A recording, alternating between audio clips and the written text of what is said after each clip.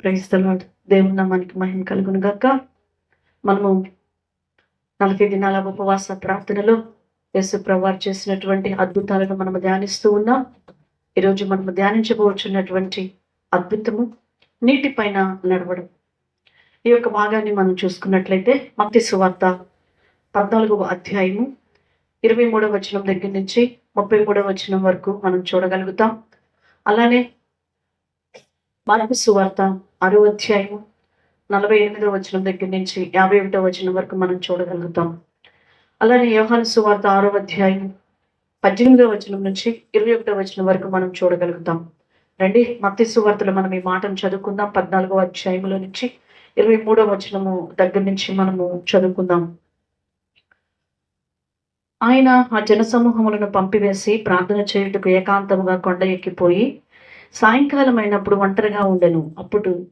అప్పటికి ఆ దూనె దరికి దూరముగా నుండగా గాలి ఎదురైనందున అలల వలన కొట్టబడుచుండెను. రాత్రి 4వ జామున ఆయన సముద్రము మీద నడుచుచు వారి యొద్దకు వచ్చెను.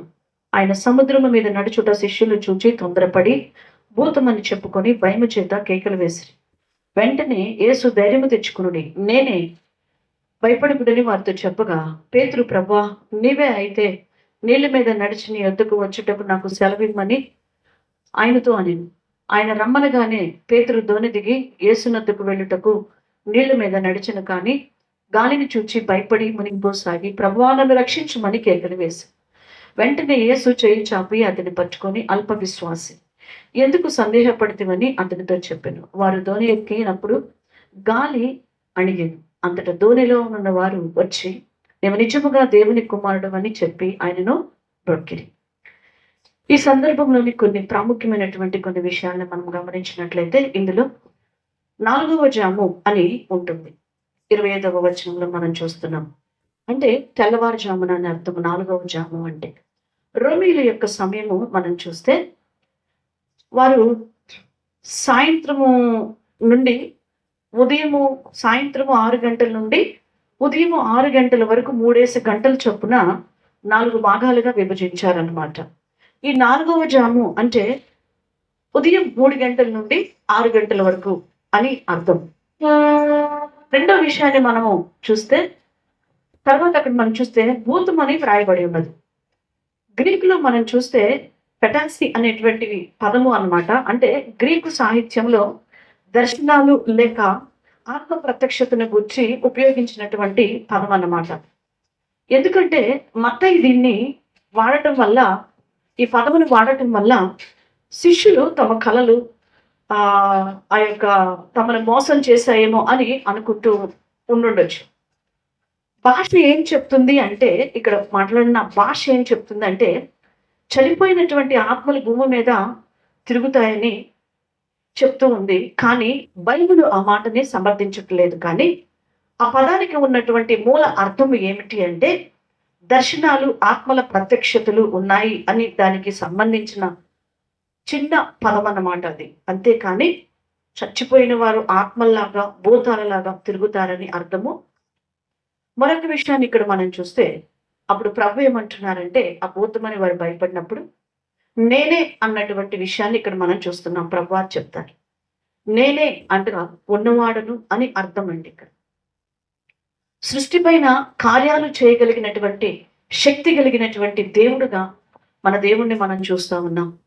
యేసులో ఉన్న దైవత్వాన్ని గుర్తించటం వల్ల అక్కడ వారు ఆయనకి మ్రొక్కినట్టుగా కూడా మనం చూస్తూ ఉంటాం. యేసు ప్రభువారు ఆ తరువాత వారిని ధైర్యపరిచినట్లుగా కూడా మనం చూస్తాం. ఈ భాగంలో నుంచి మనము నేర్చుకోవాల్సినటువంటి కొన్ని ముఖ్యమైనటువంటి విషయాలను మనం చూసినట్లయితే, ఒకటి 23వ వచనములో అక్కడ మనం గమనిస్తాం, యేసయ్య ఒంటరిగా ప్రార్థించినటువంటి అనుభవాన్ని అక్కడ మనం చూస్తూ ఉంటాం. ఇది మనకి ఏం నేర్పిస్తుంది అంటే, ప్రతి విషయంలో ఏకాంతంగా ప్రార్థన చేయటం అనేది, ప్రార్థనా జీవితం మనం కలిగి ఉండటం అనేది మనం నేర్చుకోవాలని ఈ వాక్య భాగం మనకు నేర్పిస్తూ ఉంది. ఆయన అందరినీ పంపించి ఏకాంతముగా ఆయన ప్రార్థన చేసుకుంటూ ఉన్నాడు. ప్రభువారు పగలంతా కష్టపడి రాత్రంతా ప్రార్థనలో గడపటాన్ని మనం చూస్తా ఉన్నాం. ప్రార్థన లేకుండా మనము ఎలాంటి జయాన్ని మనము చూడలేము. కాబట్టి క్రమమైనటువంటి ప్రార్థనా జీవితాన్ని ఒక దేవుని బిడ్డగా నువ్వు కలిగి ఉండాలని దేవుడు సెలవిస్తూ ఉన్నాడు. మరి ఏకాంత ప్రార్థన నీ జీవితంలో ఉన్నదా? ఒంటరిగా దేవునితో పెనుగులాడేటువంటి ప్రార్థనా జీవితం నీకున్నదా? యాకోబు తన జీవితంలో తను ఎదుర్కొంటున్న ఆ సమస్య, తను ఎదుర్కొంటున్నటువంటి ఆ ప్రాబ్లం విషయంలో ఒంటరిగా దేవుడి దగ్గరికి వెళ్ళి ప్రార్థన చేసుకున్నాడు కాబట్టి జయాన్ని పొందుకొని ఇశ్రాయేలుగా మారిపోవటాన్ని మనం చూస్తూ ఉన్నాం. ఈరోజు ప్రార్థన అనుభవంలోనికి, మరి ముఖ్యముగా ఏకాంత ప్రార్థన అనుభవంలోనికి నువ్వు నడిపించబడాలని దేవుడు కోరుకుంటూ ఉన్నాడు. రెండవ విషయాన్ని ఇక్కడ మనం గమనించినట్లయితే 22వ వచనంలో ప్రభువారు అక్కడ మాట్లాడుతూ ఉన్నారు. తనకంటే ముందుగా వారిని అనగా శిష్యులను వెళ్ళమనటాన్ని మనం చూస్తూ ఉన్నాం. ఈ ముందుగా అనే మాటను మనము ఆత్మీయ పరిగణలోనికి మనం తీసుకుంటే దేవుని విషయంలో మనం ముందు ఉండాలి అనే విషయాన్ని ఇక్కడ మనకి తెలియజేస్తా ఉంది. మీరు ముందుగా వెళ్ళండి అంటే దేవుడి విషయంలో మనము ముందుగా ఉండాలి.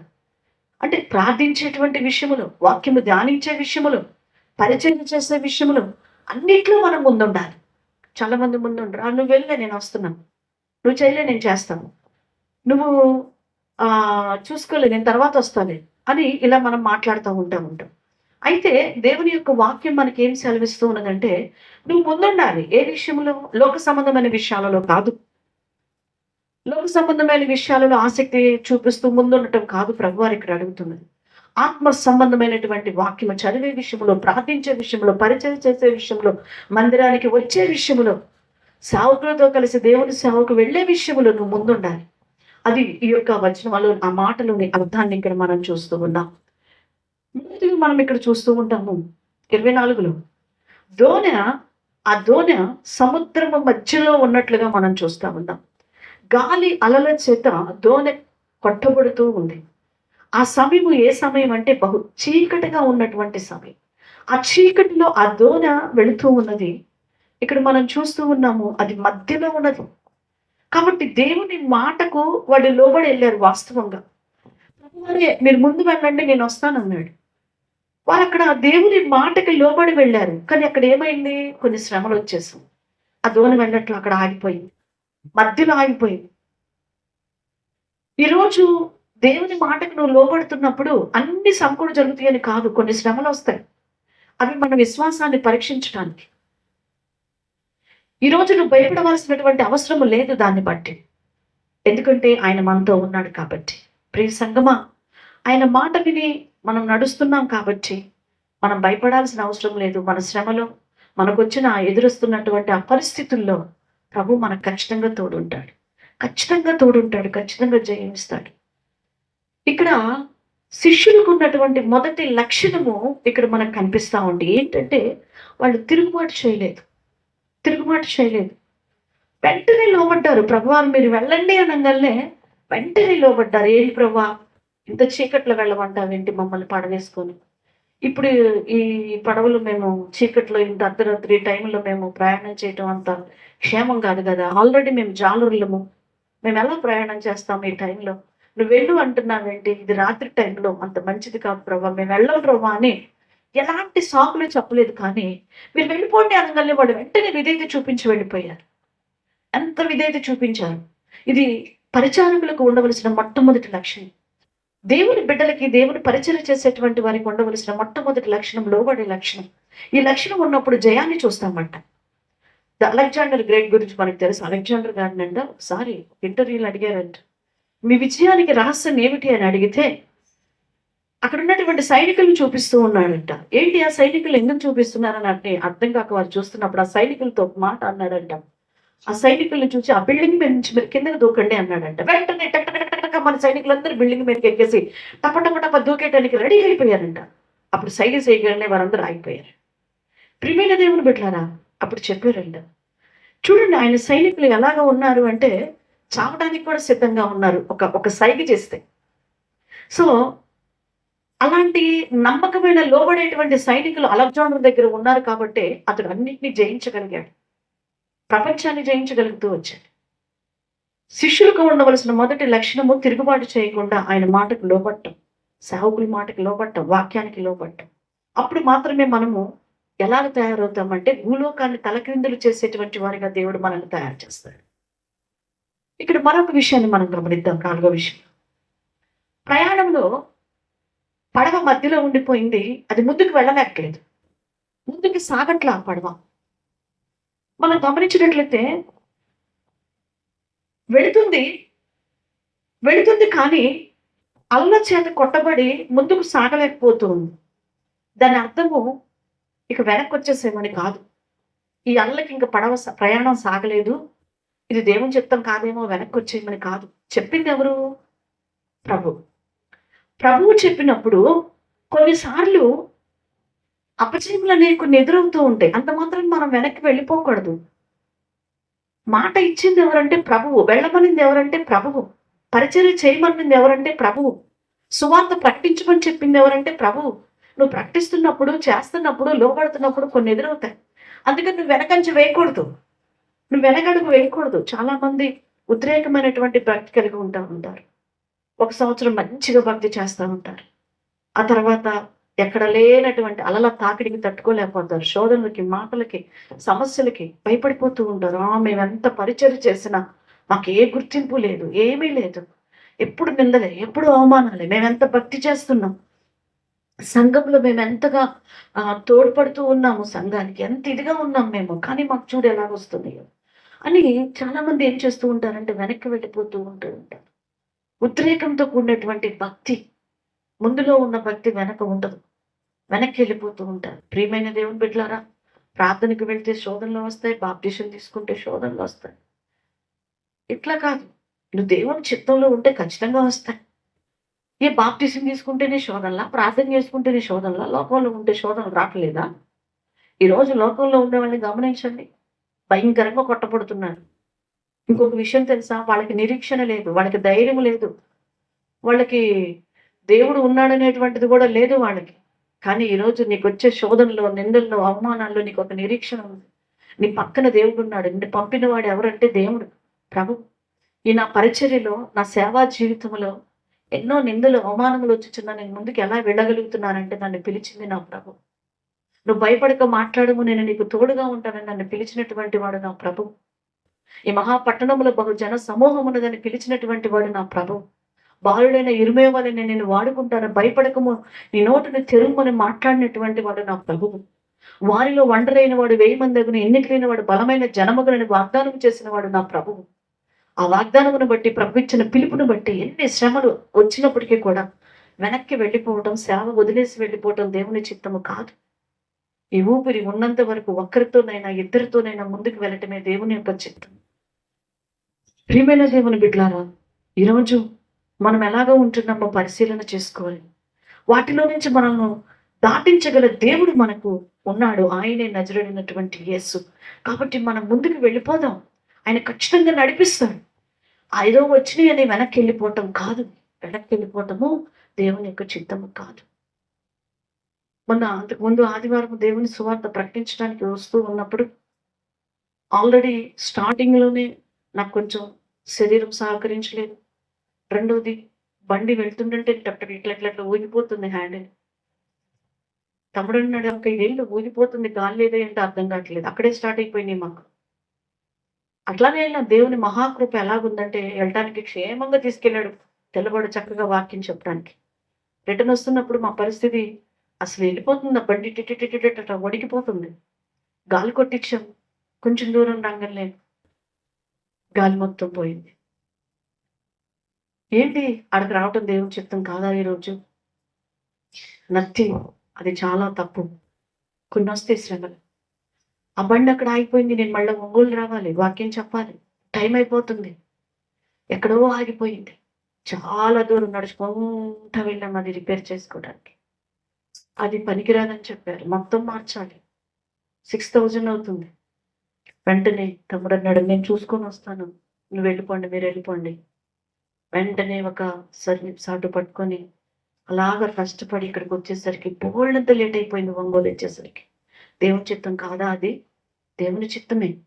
ఆయన చిత్తంలో కొన్ని శ్రమలు వచ్చినప్పటికీ కూడా ఆయన పరిచయం నమ్మకంగా చేయించుకునే దేవుడు. హల్లెలూయా. ఈరోజు ఈ శిష్యులు ముందుకు వెళ్ళేవారిగా ఉన్నారు, కానీ వెనకడుగు వేయలేదండి. మరొక విషయాన్ని ఇక్కడ మనం గమనించినట్లయితే, శిష్యులు కష్టపడటానికి ఇష్టపడినట్లుగా మనం చూస్తా ఉన్నాం. అంటే శ్రమ కలిగినా కానీ వెనకకు వెళదామని అంటలేదు.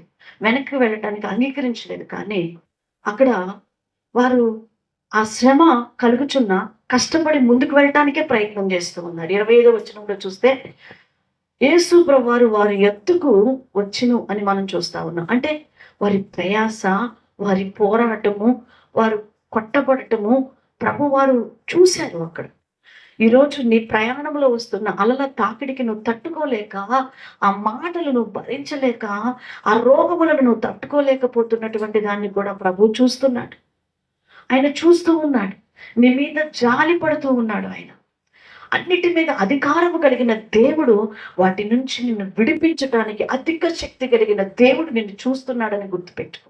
వారిని చూచిన దేవుడు నిన్ను కూడా చూస్తూ ఉన్నాడు. హల్లెలూయా.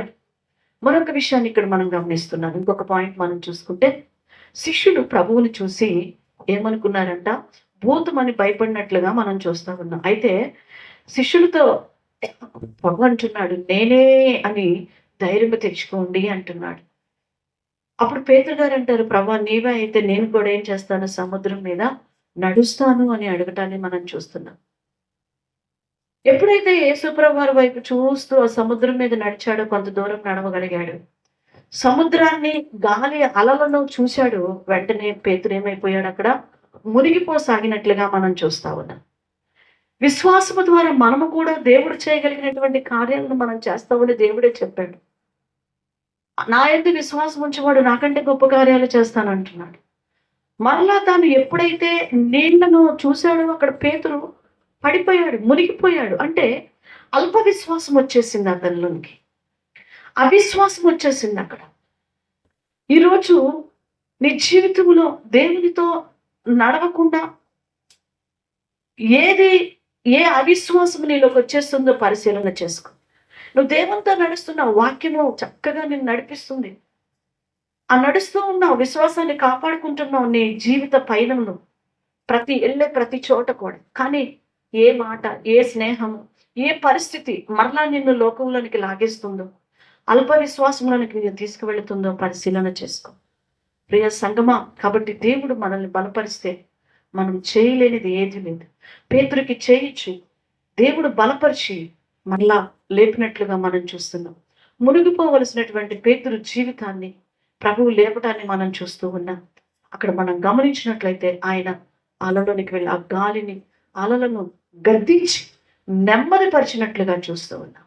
అప్పుడు ఆ పడవ ఎంతో నెమ్మదిగా వెళ్ళింది, ఎంతో నెమ్మదిగా చేరవలసిన గమ్యానికి చేరింది. ఈరోజు ఈ నీటి మీద నేను నడిపించగలిగిన దేవుడు. హల్లెలూయా. ఈ లోకం అనే సాంద్రములో, ఈ లోకం అనేటువంటి నీటి పైన ఎన్ని సమస్యలు నీ జీవితంలో ఎదురవుతున్నా, ఎన్ని బాధలు నీ జీవితంలో ఎదురవుతున్నా, నిన్ను నడిపించగలిగిన దేవుడు. అయితే నీ విశ్వాసము ప్రభు వైపు చూడు, ప్రభు వైపు చూడు. గొప్ప కార్యాలు నీ జీవితంలో చేసి నిన్ను నడిపించుటకు సమర్థవంతుడైన దేవుడు నీతో ఉన్నాడు. నువ్వు ఆశపడుతున్నావా? ఈరోజు నీటిపైన నడవటానికి ఆశపడుతున్నావా? అనగా లోకములో ప్రభు కొరకు నడవటానికి నువ్వు ఆశపడుతున్నావా? లేక అలల తాకిడికి, గాలులకు భయపడిపోతున్నావా? లోబడే బిడ్డగా నువ్వు ఉన్నప్పుడు నువ్వు నడి సముద్రంలోనైనా నువ్వు వెళుతున్న దేవుడు నిన్ను కాపాడగలిగిన దేవుడు. నిన్ను మునిగిపోనివ్వడు ఆయన. నిన్ను చూస్తున్నాడు, వారిని చూచిన దేవుడు నిన్ను చూస్తున్నాడు. నీకు సహాయం చేసి కృప చూపి నిన్ను నడిపించి రక్షించును గాక. God bless you. ప్రార్థన.